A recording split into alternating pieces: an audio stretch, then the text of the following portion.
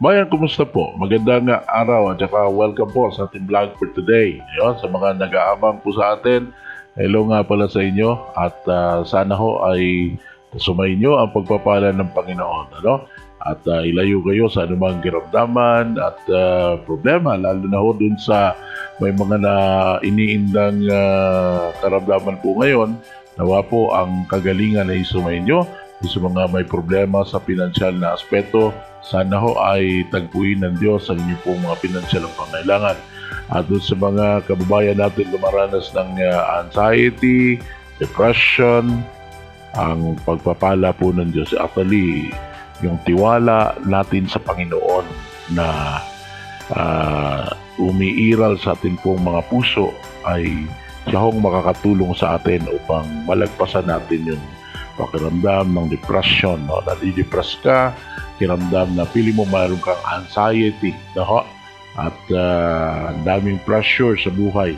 Yan po'y malalagpasan natin. The more tayong assured kay Kristo, ay the more ho tayong free sa mga ganyan po namang pag-iisip o lalo na ho sa mga mental na mga usapin, no po?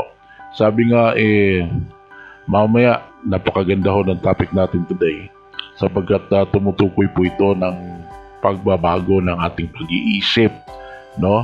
Hindi tungo sa kawalan, kundi tungo sa pagkakaroon lalo ng positibong pananaw sa buhay. Speaking about positibong pananaw sa buhay, sana positibo lagi, no? Ang ating pananaw, gaano man po kahirap ang ating dinaranas ngayon.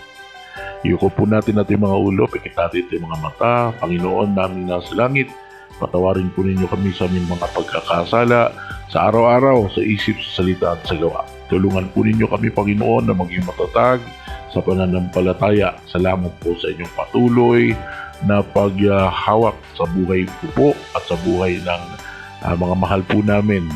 Kasama man namin ngayon o di man namin kasama, Panginoon, kayo ho ang bahalang maglayo sa amin sa lahat ng anumang kapahamakan. Sa pangalan po lamang ng Panginoong Jesucristo. Amen. Right? Let's go back sa ating maramang vlog for today.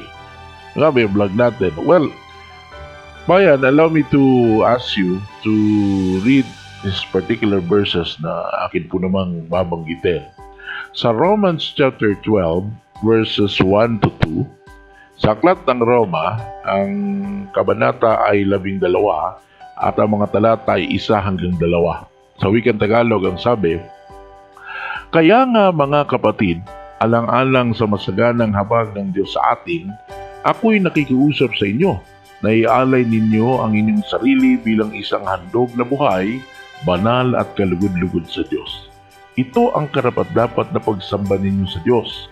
Huwag kayong makiayon sa takbo ng mundong ito.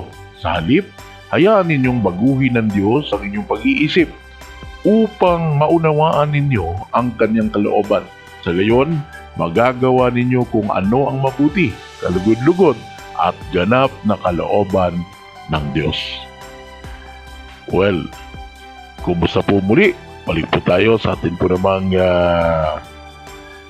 focus, baka mayroon na tayong ibang focus o iniisip. Ako po humingi ng oras sa inyo, panahon.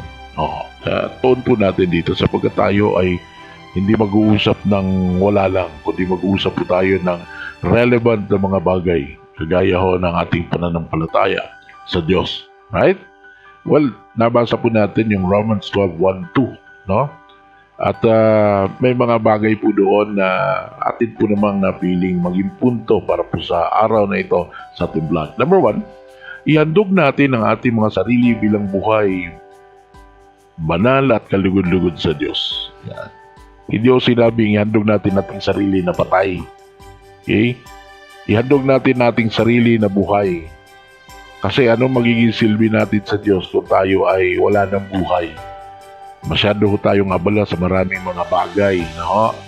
Paano tayo kakain sa araw-araw, samantalang sinisikot na yan ng Diyos sa atin, pero nakatuon tayo sa marami nating ginagawa, and we forgot, no, to do the very important thing. Yun hong magkaroon tayo ng panahon para mapaglingkuran po ang Panginoon o makagawa ng mga bagay na naaayon sa kanya pong kalooban. Marami yung mga nagsasabi na, oh, na talaga, ito, ano na talaga ito, the New Year's resolution ko maglingkod na ako sa Diyos. Yan. Pero, yung resolution na yun, hanggang sa susunod na taon, yung pa rin yung resolution niya. Bakit kanyo? Hindi niya nagagawa, no? At kung kailan naman siya nag-decide na gawin yun, tsaka naman siya nawala ng pagkakataon. Oo, umabot na sa kanya yung kamatayan, kaya nawala na siya ng pagkakataong gawin yung binabalak niya, yung kanyang New Year's resolution for how many times? Oo. Paano pang gagawin natin kung wala na ho tayong buhay? Ang buhay pa naman is short lamang. Para lang ho tayong bula. Maya-maya puputok na. Di ba? Wala ho nakakasiguro, pinakasuro yung kamatayan ng tao. Wala ho nakakasiguro kung kailan, paano at kung saan. At ang Diyos lang po nakakaalam. Kaya nga po, sabi ho sa Romans 12, ihandog natin ang ating mga sarili bilang buhay. Buhay. Hindi lang ho, physical yun, no? Buhay, may awareness ho tayo kung ano po itong mga bagay na sa Diyos at mga bagay na di sa Diyos. Okay? Banal at kalugod-lugod. Yan. Posible ba tayo maging banal? Araw-araw naman tayo nagkakasala. Kung tayo lang ang gagawa ng kabanalan, paimbot yung ating kabanalan. Hindi natin makakamit yun ng tayo lang. But tayo, plus Jesus, posible po. Kasi, pagka tayo nanampalataya kay Kristo, yung isang Kristo ay magiging parang damit ba? Isusuot natin siya, no? Sabi nga, we will wear Christ sa buhay natin. Yung nakikita ng Diyos, hindi na yung pagkatao natin dati, kundi si Kristo in our behalf. Oo, yun ang napakaganda doon. At yung kabanalan ni Kristo, siyang magagamit natin na tayo'y makita ng Diyos bilang mga banal. Without Christ. But without Christ, you are nothing. Sabi nga. So ano ba nga namang magagawa natin apart from Christ? We can only do things with Christ, not without Christ. Malinaw po ba? And by doing that, by having that, magiging kalugod-lugod po tayo sa Diyos. Sa ganun pong paraan yun, no? Pero kung hindi ho natin isusuot si Kristo sa ating mga buhay, we cannot achieve that kabanalan, no?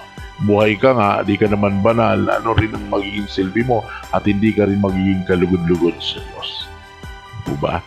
Number 2, huwag kayong makiayon sa mundong ito. Ano nga ba nasa mundo? Siyempre, iba po kasi yung konsepto at pananaw ng mundo sa pananaw ng Diyos Kagaya ngayon, huwag naman sasamaan loob, no, ng mga kapatid po natin na nasa sabi nila, nasa ibang kasarian. Pero totoo, wala namang ibang kasarian, maliban lalaki at babae, no? Ang nilikha ng Diyos, lalaki at babae lang naman. Ako ay humingi ng paumanin doon sa iba. Maring saklawan yung inyo pong choice na maging ganyan kayo at hindi ho naman tayo humuhusga. Kaya lang, ang sabi po ng Diyos, huwag kayong makiayon sa mundong ito. Ano nga ba yung mundong ito? Halimbawa na lang ho dyan, sa mundo ho kasi, pinapayagan na ho yung mag-asawa, lalaki at lalaki, babae at babae. Same-sex marriage. Hindi po naman ganun ang inistablisan ng Diyos simula noon. Kaya lang, sa tingin ng mundo, acceptable yun. Kumbaga, kapuri-puri kapag ginawa yun. No? Sabi nga nila, in this guys, makakapagbigay ka daw ng kalayaan. Pero totoo, hindi po kalayaan yun para sa ikaliligtas, kundi kalayaan upang ikapahamak.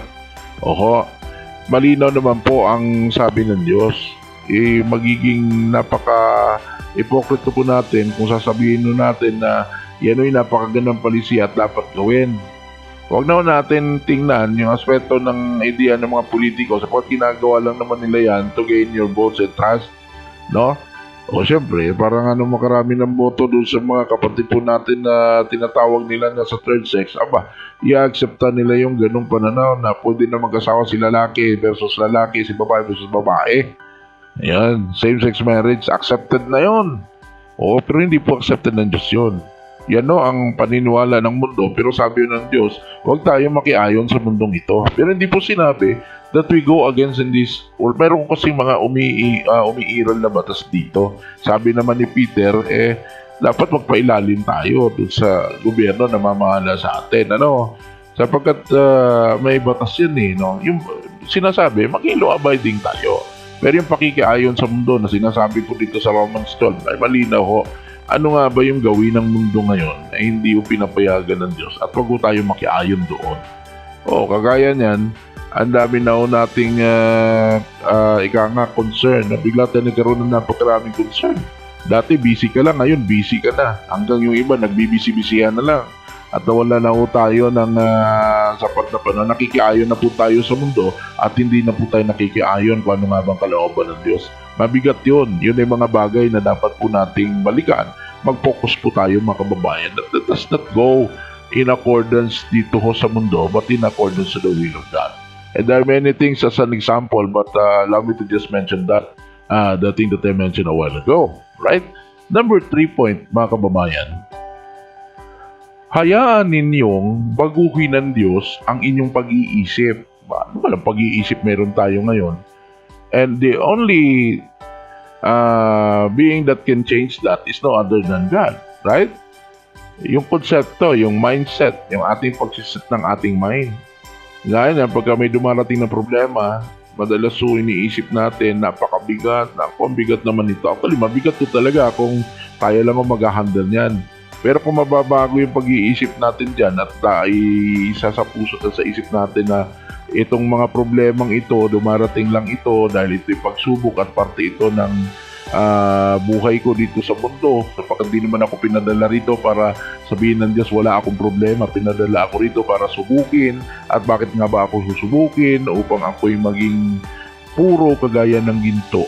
Oo.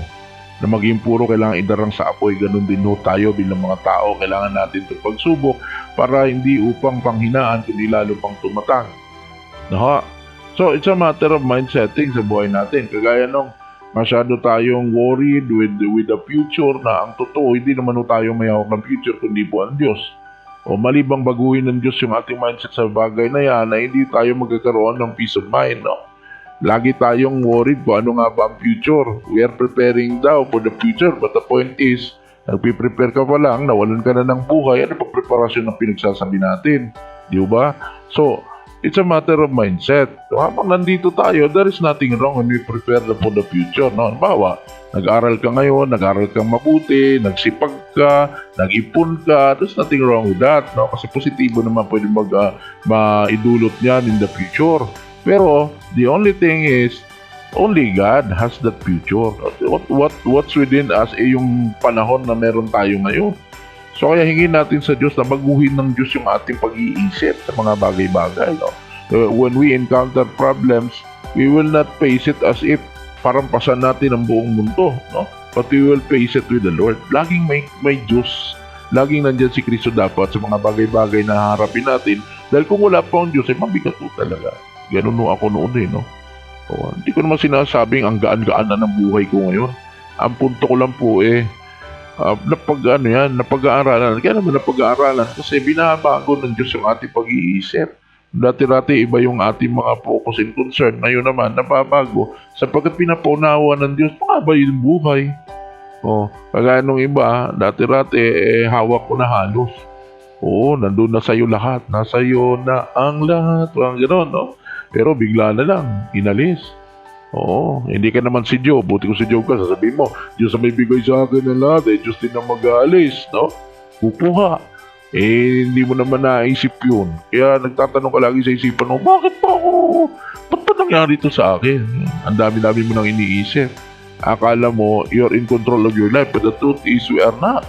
Hindi tayo nagkukontrol ng ating buhay. At wala nga tayo magagawa sa ating buhay na ito Kasi kung may magagawa tayo, nambiro natin gagawin, huwag na tayo munang mamatay, no? Isisiguro natin secure lagi ang buhay natin. Kung in control tayo, but the truth is we are not. We're always dependent to the Lord. At hindi naman masamang bagay yun. Dapat naman talaga sa buhay natin, no? Kasi kung tayo lang ay wala akong patutunguhan itong buhay na ito. So, hingin natin sa Diyos na baguhin ng Diyos ang ating pag-iisip. Hayaan natin ng Diyos na baguhin ang pag-iisip na ito. At doon lang ako naniwala ko, doon lang tayo makakakuha ng peace of mind, no? Pagka binago ng Diyos sa ating pag-iisip, naririnig natin madalas, sabi ng iba, mindset ba? Mindset. Ibig sabihin nun, change of mind. Pero yung pag-change of mind na ikaw lang nagbago-bago ng isip mo, human lang in nature ang magiging aspeto ng pagbabago, para sa akin, ano yun? Malaking kakulangan nun. Dapat ang Diyos ang magbago ng ating pag-iisip. Para yung pag-iisip natin umayon dun sa pag-iisip din ng Diyos, sa kung gusto ng Diyos. Oo, ganun o yun. Sa tingin ko, napaka-importante po na baguhin ng Diyos ang ating pag-iisip. So that we may understand rather kung ano po nangyayari sa buhay na ito. When we have that change of mind na gagawin ng Diyos sa atin, we may understand what is happening then. Alright? Number 4, lastly, sa ating pong point of view. Unawain natin ang kanyang kalooban. Yan. Hindi kasi natin naunawaan eh. Paano naman natin maunawaan? Ang hirap po eh. Kasi tao tayo, Diyos siya. Yung level ng mga ways niya, hindi naman natin ways, ano. Paano nga ba natin siya maunawaan? Para ho sa akin, hindi man siguro natin ma-attempt na maunawaan ng buong buo ang Diyos, but a little bit of understanding and knowledge about Him can be achieved, right? Pero magagawa lang po natin yan when we constantly communicate with Him. When we constantly do things, mga kababayan, in a daily basis, I should say, daily basis, kumbaga ikakabuhay na po natin na nandyan siya ba? Yung bang ipapamuhay na natin na lagi tayong dependent sa Diyos sa lahat ng ating gagawin at hindi tayo gagawa ng mga bagay na tayo-tayo lang ang nagdidesisyon, di man lang natin sinasangguni sa Diyos, ano? Di man lang tayo marunong makipag-usap sa Kanya sa mga bagay natin gagawin at pakiramdam natin we are in control. Then later on, na-realize mo, hindi pala ako ang in control. Kasi kung ako in control, alam ko sana kung anong gagawin ko dito, pero hindi eh. And that's a sad truth, mga kababayan. Ano ho? At yun know, yung mga punto na gusto ko pong i-point out sa vlog na ito, mga kababayan. Sana ay kahit papano, hindi ko po sinasabi na ito matindi o malaki ang magiging realization natin after this. But these are my point of views. No? Maaaring sabihin ng iba, hindi sila agree. Ano ho? Whatever is that, the thing is, this is as far as I am concerned, this is where I come from, no? Ito naman yung aking status ngayon as God changes my mind, no? Habang binabago ng Diyos yung aking pag-iisip. Proseso po. Wala namang parang isang ting, gano'n na kaagad. Wala naman pong gano'n. Step by step po ang buhay natin. No? Dahan-dahan, natayaan natin ng Diyos ang magbago ng ating isipan. Hindi yung tayo, babago-baguhin natin ating isipan. Right? Ulitin ko po, there is nothing wrong when we attempt to do good things in our own concept and idea. But the best thing talaga, yung gagawin natin, yung isa sa buhay natin, ay yung kalooban ng Diyos. And how to do that? By allowing God to work with us. To work for us, rather. Allowing God to work for us. Hayaan natin siyang mag-workout sa atin so that He may change our mind. No? Para maunawaan natin yung kalooban. Ito mga kalooban ng Diyos. Ito mga bagay na ito ang magbibigay sa atin ng pagkakataon na mamuhay tayo na magiging kalugod-lugod. Di ba? Na magiging happy ang Diyos po sa atin. Sana po ay makakamit natin ang bagay na yan sa tulong at awa ng Panginoon. Panginoon, marami pong salamat sa pagkakataong ito that we may able to have this vlog. I pray, O God, for the safety of all the viewers. Lahat na makapanood ng video na ito, Panginoon, bigyan niyo po sila ng kagalingan. Hindi lang ho ng kalang physical na karamdaman, kundi ng pag-iisip po ng bawat isa. Magkaroon po kami ng change of mind, Panginoon. Yung dulot nyo at hindi yung dulot lang namin. Right? Salamat po, Panginoon, sa inyong kaputihan at protection. Patnubayan po ninyo kami sa araw na ito. Sa pangalan po lamang ng Panginoong Hesukristo. Amen.